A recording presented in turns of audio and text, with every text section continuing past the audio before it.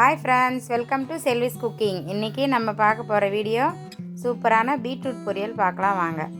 இப்போ நம்ம பீட்ரூட் வந்து ஒரு 2 பீட்ரூட் எடுத்து கட் பண்ணி வச்சிருக்கேன். ஈவனா கட் பண்ணிக்கோங்க.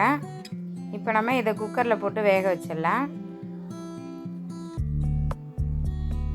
பீட்ரூட் வந்து நிறைய டைப் ஆப்ல செய்யலாம். இந்த மாதிரி ஒரு தடவை செஞ்சு பாருங்க. நல்ல டேஸ்டாவும் இருக்கும். ஈஸியாவும் இருக்கும் செய்யிறதுக்கு. இப்போ இத மசாலாலாம் போட்டுடலாம்.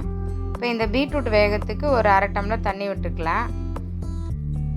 ஏற்கனவே பீட்ரூட்டில் கொஞ்சம் தண்ணி இருக்கும். இப்போ அதுக்கு தகுந்தாப்புல நம்ம தண்ணி விட்டுக்கலாம். நிறைய விடாதீங்க, ஒரு அரை டம்ளர் விடலாம். 2 பீட்ரூட் எடுத்தேன் இது. இப்போ பீட்ரூட் பொரியல் வந்து நிறைய வெரைட்டியில் செய்யலாம், நிறைய மெத்தடில் செய்யலாம். இந்த மாதிரி ஒரு வாட்டி செய்யுங்க. இப்போ சின்னதாக ஒரு வெங்காயம் கட் பண்ணி போட்டேன். இப்போ காரம் சேர்த்துக்கலாம். தக்காளி போடாதீங்க, வெங்காயம் மட்டும் போதும். ஏன்னா பீட்ரூட் வந்து கொஞ்சம் ஸ்வீட்டாக இருக்கும், அது தக்காளி சேர்க்க வேண்டாம். இப்போ காரத்துக்கு அரை ஸ்பூன் குழம்பு மிளகாத்தூள். உங்கள்கிட்ட குழம்பு மிளகாத்தூள் இல்லைன்னா கூட ப்ளைன் சில்லி பவுடர் கூட போட்டுக்கோங்க. இப்போ இந்த காய்க்கு தேவையான உப்பு சேர்த்துட்டோம். இப்போ இதை வந்து நம்ம அடுப்பில் வச்சு ஒரே ஒரு விசில் விட்டு எடுத்துக்கோங்க. பாருங்கள், இப்போ ஒரு விசில் விட்டு எடுத்துட்டோம். எல்லாம் ஈவனாக வெந்து வந்துடும். இப்போ நம்ம ஊற்றின தண்ணி வந்து அப்படியே இருக்குது கொஞ்சம். இப்போ நம்ம பீட்ரூட் பொரியல் தாளிச்சிடலாம். இப்போ கடாய் வச்சுட்டோம். இப்போ தேவையான அளவு தேங்காய் எண்ணெய் விட்டுக்கோங்க. அதுதான் நல்லா ஃப்ளேவர் நல்லாயிருக்கும் பீட்ரூட் பொரியலுக்கு. இப்போ அரை ஸ்பூன் கடுகு, சின்ன ஸ்பூனில் அரை ஸ்பூன் கடுகு போட்டுட்டேன். இப்போ கொஞ்சமாக கருவேப்பிலை. இப்போ இதெல்லாம் பொரிஞ்சு வர்றதுக்குள்ளே நம்ம வந்து இப்போ இந்த பீட்ரூட் பொரியலுக்கு நம்ம தேங்காய் சேர்க்க போகிறதில்ல. கொஞ்சம் வேர்க்கடலையும் கொஞ்சமாக அதே மாதிரி கொஞ்சமாக வேர்க்கடலையும் உடச்சக்கடலையும் சேர்த்து தான் நம்ம இந்த பொரியலில் சேர்க்க போகிறோம். இப்போ ஒரே ஒரு காஞ்ச மிளகாய் சேர்த்துக்கலாம்.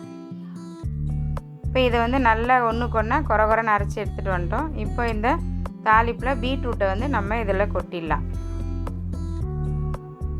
இப்போ இந்த தண்ணியோட நல்லா ட்ரை பண்ணுங்கள், அப்போ தான் நல்லா டேஸ்ட்டாக இருக்கும். இப்போ இந்த தண்ணி ட்ரை ஆகிற அளவுக்கு நம்ம கொஞ்சம் ஹையில் வச்சிடலாம். ரொம்ப ஈஸி தான், ஆனால் டேஸ்ட்டாக இருக்கும். டிஃப்ரெண்ட் டேஸ்ட் இருக்கும். நீங்கள் எப்பவுமே தேங்காய் போட்டு செய்கிறீங்களே, இந்த மாதிரி ஒரு தடவை வேர்க்கடலையும் உடச்சக்கடலையும் சேர்த்து அரைச்சி போட்டு பார்த்து செய்யுங்க. அரைச்சி போட்டு செய்யுங்க, நல்லா டேஸ்ட்டாக இருக்கும். இந்த மாதிரி குறப்பாக அரைச்சி எடுத்துக்கோங்க.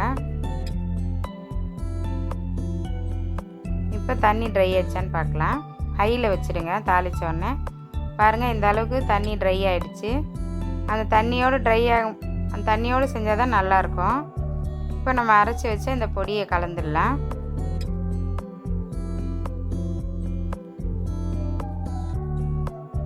சாம்பார் சாதம், ரசம் சாதத்துக்கெலாம் ரொம்ப நல்லாயிருக்கும்.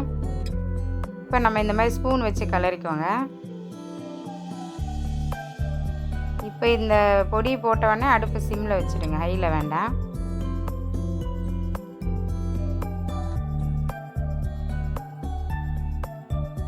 பாருங்கள், சூப்பராக கலர்ஃபுல்லாக இருக்குது பாருங்கள் பீட்ரூட் பொரியல். கண்டிப்பாக இந்த மாதிரி ஒரு வாட்டி ட்ரை பண்ணுங்கள். செஞ்சு சாப்பிட்டுட்டு எப்படி இருக்குன்னு கமெண்டில் சொல்லுங்கள். இந்த வீடியோ பிடிச்சிருந்தா லைக் பண்ணுங்கள், ஷேர் பண்ணுங்கள், மறக்காமல் சப்ஸ்கிரைப் பண்ணிவிடுங்க. அப்படியே பக்கத்தில் இருக்கிற பெல் பட்டனை கிளிக் பண்ணிவிடுங்க. அப்போ தான் நாங்கள் போடுற வீடியோ நீங்கள் பார்க்கலாம். தேங்க்ஸ் ஃபார் வாட்சிங்.